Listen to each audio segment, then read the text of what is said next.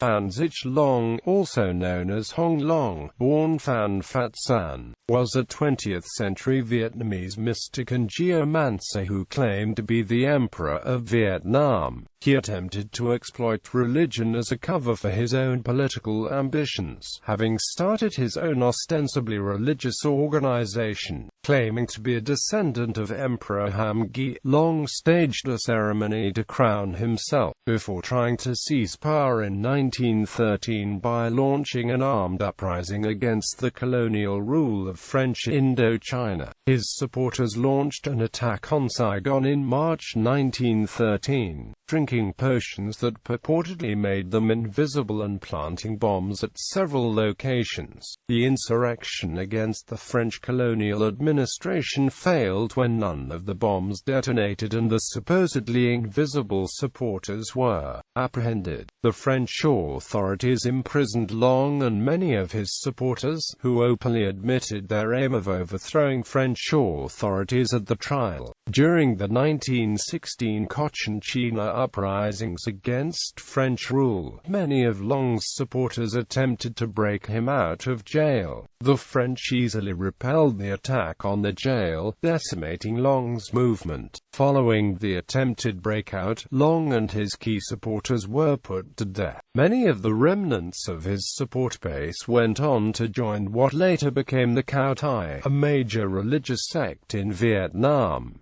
Early career. Long was born in 1893 in southern Vietnam as Phan Phát Sanh. His place of birth is disputed. The historians R.B. Smith and Hugh Tam Ho Tai say that he was from Colon, the Chinese business district of Saigon, while Oscar Chapuis records Tainan as his place of birth. San's father was a police officer, and it has been speculated that the family were of Chinese descent. He started as a servant in a French family, before traveling to the That Son region in the far south of Vietnam, a region that was known as a hotbed of mysticism. Though Long trained in mysticism, as a youth, San traveled from Vietnam to Siam, earning his living as a fortune teller and geomancer. In mid-1911, San formed a secret society on the unverified pretense that he was a descendant of Hàm Nghi, the boy emperor of the 1880s, led by Ton Th Thaliet and Phan Thin Phung, two high-ranking mandarins. Ham Nghic Vong movement battled against French colonization in the decade leading up to 1895. Their objective was to expel the French authorities and establish Hàm Nghi as the emperor of an independent Vietnam. This failed, and the French exiled the boy emperor to Algeria, replacing him with his brother Thong Khan. From then on, the French retained the monarchy of the Nguyen dynasty, exiling any emperors who rose against colonial rule and replacing them with more cooperative relatives. San also claimed descent from the Le dynasty, which ruled Vietnam in the 15th and 16th centuries. He was a strong warrior, further presenting himself as the founder of China's Ming dynasty. At the time of San's activities in the 1910s, there were two members of the Nguyen dynasty who commanded respect among Vietnamese monarchists. The first was the boy emperor Duy Tan, who was himself deported in 1916 after staging an uprising. Duy Tan's grandfather, Emperor Duc Thc, was the adopted son of the childless Emperor Thc, the last independent emperor of Vietnam. The second figure who was seen by Vietnamese as a possible leader of an independent monarchy was Prince Cunth. Cunth was a direct descendant of Emperor Gia Long, who had established the Nguyen dynasty and unified Vietnam in its modern state. Cunth was a prominent anti-colonial activist who lived in exile in Japan. San's two main assistants were Nguyen Hu Tri and Nguyen Van Hiep, whom he met at Tan Chau in Chau Thc province. The trio agreed to plot an uprising against the French under the cover of a religious sect. The genesis of the cooperation is unclear, but it may have started before mid-1911. Tri and Hiep were said to have been in awe when San produced a golden plaque that read "Heir to the Throne." The men agreed that the geographical foci of the movement would be in Colon and Tan in Vietnam and Kampot in Cambodia. The trio decided to model their actions on an uprising that had occurred in Kampot in 1909.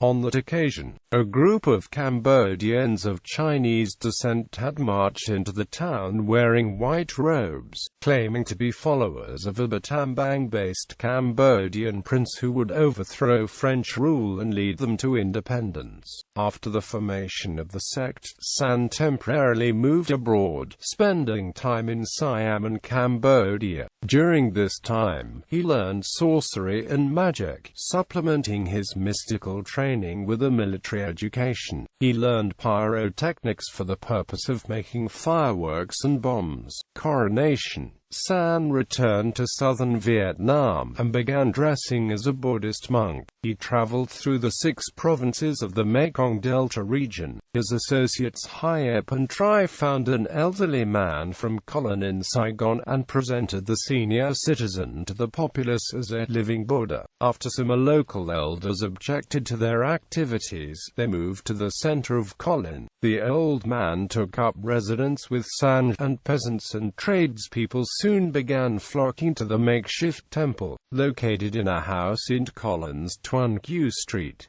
As the temple was located in a prominent commercial area, the group began to collect more funds. The donors made offerings of gold and silver, with some individual donations being worth as much as 1,500 piastres. When the living Buddha unexpectedly died in February 1912, he was interred in the family shrine of a notable follower. San's strategists declared that before the old man had died, he named San as the rightful Emperor of Vietnam. In the meantime, the old man's remains became the object of veneration, providing further cover for political plotting and fundraising when visitors came to pay their respects. After the completion of the funeral rites, San and his followers staged an impromptu coronation ceremony at Battambang in October 1912. San took on the name Phan Xích Long and was also known as Hồng Long, both of which mean Red Dragon. Vast crowds of locals began flocking to pay homage to Long, vowing to contribute labor and finance in an effort to expel the French from Vietnam and install Long as the independent monarch.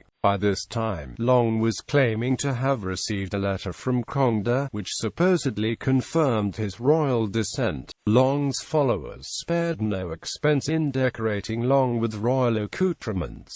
They made a medallion inscribed Phan Xích Long Hoang the and a royal seal with a dragon's head with the words Time Inc. UUC. Phan Xích Long Hoang the Thien T. The words Time In were interpreted as either having arbitrarily been copied from a local Chinese Vietnamese secret society slogans, or as a strategic ploy to invoke the names of the Ming dynasty to appeal to the Chinese who had emigrated to Vietnam after the fall of the Ming. Long's supporters produced a sword with the inscription Tien Da Hon Quan, How Da Lone Thn, and a ring inscribed Dan Kong. For then on, Long presented himself as the emperor and signed documents under the royal title. Long's strategy of proclaiming himself as a royal descendant, claiming to have supernatural powers in order to rally support for political ends, was not new. It has been repeatedly used throughout Vietnamese history. In 1516, a man calling himself Drn Ca rebelled against the Le dynasty. claiming to be a descendant of the deposed Tren dynasty and a reincarnation of Indra. During the 19th century, there was a Buddhist revival and many people masqueraded as monks claiming to have supernatural powers. These false monks were frequently able to start new religious movements and secret societies based on millenarianism. Quickly gathering large numbers of disciples, they staged rebellions against Vietnamese imperial and French colonial armies alike. However, these uprisings were typically incoherent and caused minimal disruption to the ruling authorities. On the other hand, the French were often troubled by resistance movements in southern Vietnam that were led by more conventionally motivated nationalist militants, such as the guerrilla outfits of Trong Thien and Nguyen Trung Trc. Military build-up. During the time he spent in Battambang for the coronation, Long organized the construction of a pagoda in the town, and in December, he unsuccessfully applied for a land concession. After the coronation, Long was taken to the That Son region in Chau Thc in the far south of the Mekong Delta, that the peasants built a temple for him. They used a small restaurant in a nearby village as a reception center for the temple, as the temple was increasingly used as a military base, where fighters, weaponry and munitions were being assembled for an uprising. In the village of Tan Thanh, a local leader recruited his peasants for Long's revolt. The village chieftain predicted that a new Vietnamese monarch would descend from the Skyat colon in March 1913, and that only the royalists would survive this miracle. Such proclamations were repeated across southern Vietnam and in Cambodia, and notices were posted in Saigon, Phnom Penh, the road between the cities, and in many community venues in rural communities. Long's supporters presented them in the form of a royal edict on wooden blocks, declaring their intention to attack French military installations. They called on the people to rise up and topple French rule and said that supernatural forces would aid the independence fighters, saying that an unnamed monk would arrive from the mountains to lead them. At the time, southern Vietnam was beset by heavy corvée labor demands, especially with large-scale roadworks in progress. This meant that the peasants had less time to tend to the farmland, and revolts and strikes had been common. The simmering discontent is seen as a reason for Long's ability to gather such levels of support in a short time. Long's supporters called on merchants to flee and convert their colonial bank notes into solid copper cash. Word of the planned revolt spread quickly, leading to a substantial depreciation in the currency. Long took the lead in preparing the explosives, telling his followers that his experience as a fortune teller, mystic and natural healer made him an expert. The bombs were made from cannon-shot carbon, sulfur and saltpeter, which were then wrapped together. Failed uprising. On March 22, the French arrested Long in the coastal town of Phan Thiet, some 160 kilometers to the east of Saigon. His activities and proclamations had attracted the attention of French colonial officials, and just days before, the resident of Kampot visited the Battambang temple and spotted the collection of white robes, which were similarly styled to the uniforms worn during the 1909 uprising. However, Long's disciples were unaware that he had been arrested and continued with the plot. After nightfall on March 23, the bombs were taken into Saigon and placed at strategic points, with proclamation notices being erected in close proximity. None of the bombs successfully detonated. One source says that the bombs failed because the French authorities had defused all of them after uncovering the conspiracy. On March 28, the second phase of the operation started when several hundred rebels marched into Saigon dressed all in white, armed with only sticks and spears. Before the march, they had ingested potions that purportedly made them invisible. However, the French military were able to capture more than 80 of the supposedly invisible rebels during demonstrations against French rule. The police raided the homes of several people who were known to be involved with Long's plot, resulting in more arrests. They captured most of Long's main supporters, rendering the organization impotent. However, Tri managed to escape trial and imprisonment. Those involved were taken before a tribunal in November 1913, where the leaders freely stated their intentions of overthrowing the French colonial regime. Of the 111 people arrested, the tribunal convicted 104, of whom 63 received prison sentences. During the trial, some community leaders wrote to the Governor-General of Indochina, blaming French oppression of the populace through corvée labor and the confiscation of land, for the discontent that led to the uprising. The prosecutor also criticized the way in which colonial authorities operated. Ernest Autry, the French governor of Cochinchina, the southern region of Vietnam, was known for his support of colonial enterprise and rigid rule of the colony. He was unmoved by claims that the uprising had been fueled by a sense of injustice.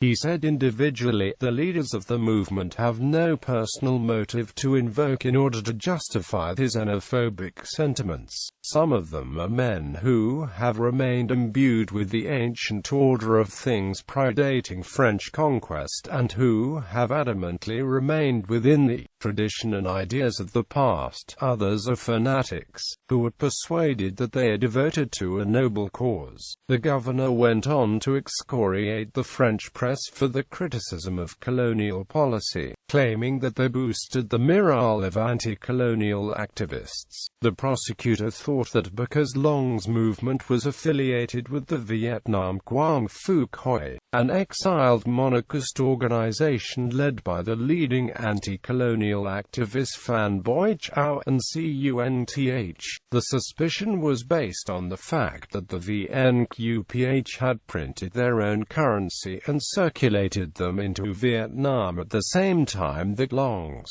monetary policy had led to a depreciation. Cunth had also secretly re-entered southern Vietnam and had been traveling through the countryside when Long's uprising was launched in March. The prosecutor claimed that activists from northern and central Vietnam, the main source of the VNQPH's followers, were behind the plot. The defendants denied this, asserting that most of the participants were illiterate peasants, while the VNQPH were dominated by members of the scholar gentry. The French intended to deport Long to French Guiana, but the outbreak of World War I in 1914 interrupted the plans. As a result, Long remained in Saigon's central prison, serving his life sentence with hard labor. The French were unaware that Long was still in contact with his supporters.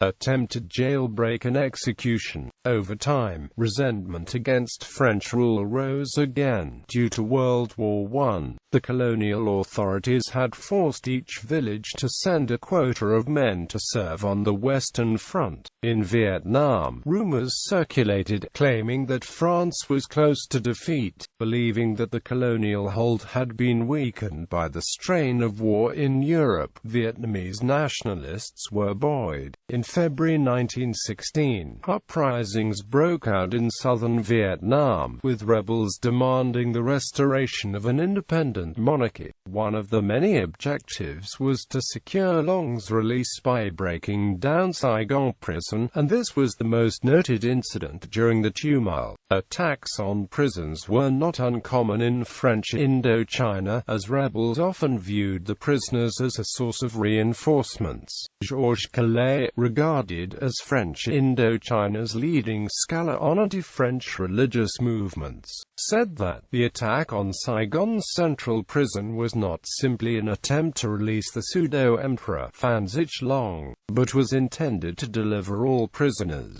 Before daybreak on February 15, 1916, between 100 and 300 Vietnamese wearing white headbands, white trousers and black tops, armed with sticks, farm implements and knives, sailed along the Arroyo Chinois waterway and disembarked near the center of Saigon. They had pretended to be working the transport industry, delivering fruit, vegetables and building materials. The plan was that this advance party would give signals to a larger party of rebels, who were waiting on the outskirts of Saigon with the majority of the weapons, to move into the city for the main part of the uprising. The advance party then attempted to proceed to the central prison to forcibly release Long, shouting, "Let's free Big Brother." Long had provided his followers with a detailed strategy from his prison cell, and the attack was led by a Colon gang leader named Nguyen Van Truc with Tri's assistance. Truc was the leader of a powerful underworld gang that was linked to the Heaven and Earth Society. The French had anticipated the trouble, and police, whose presence had been increased along the waterways, arrived quickly, dispersing Long's followers with ease. Although some of the disciples reached the prison, none managed to breach its defenses. 10 of Long's men were killed, whereas only one sentry perished. The French arrested 65 rebels on the spot, including Tri. Of these, 38 were sentenced to death. Long was sentenced to death for his participation in the uprising, and he was executed on February 22, 1916. The French Governor-General of Indochina wrote to the French Minister of Colonies, describing the incident as a serious attempt to put in execution a vast plot that has been prepared carefully and for a long time by a secret society which grouped together with professional bandits all the enemies of our domination. The colonial authorities commissioned the publication of poems, which praised French rule and warned the populace against insurrections. Similar events occurred across southern Vietnam, and in one case in Bến Tre, another self-proclaimed mystic launched an uprising that was similar to Long's 1913 effort. In all, riots or uprisings broke out in 13 of the 20 provinces of Cochinchina. The French declared a state of emergency and continued the crackdown against Long's followers and other rebels, making a further 1,660 arrests, which resulted in 261 incarcerations. Aftermath and legacy. The damage inflicted on Long's organization led many of his followers to disperse and join a group that has now developed into the Cao Tai, politico-religious sect based in Tainan. Nevertheless, Long's uprising was significant because of its abnormal roots. It was the first uprising led by a self-styled religious leader whose support base came about due to man-made discontent. Prior to Long, peasant uprisings with religious themes had always been preceded by floods, outbreaks of disease, famine, crop failure or other natural phenomena, as sections of the rural populace attributed such disasters to the wrath of the heavens and sought help from leaders who purported to have supernatural powers. Long's demise did not end the sequence of self-proclaimed mystics who raised armies and engaged in politics. During the interwar period, a sorcerer named Kem Kyo claimed to be Long's reincarnation. During World War II, Hein Phues claimed to be living Buddha and quickly gathered more than 1 million supporters. He raised a large peasant army and battled both the French and the Communist Viet Minh independence movement, before being killed by the latter. In another case in 1939, a Taoist attempted to demonstrate that he was immune to French bullets. Furthermore, in the years immediately after World War II, the Macau Thai's numbers swelled to 1.5 million. Phan Xích Long is a quickly developing street at the junction of districts 1, Binh Thanh, and Phu Nguyen.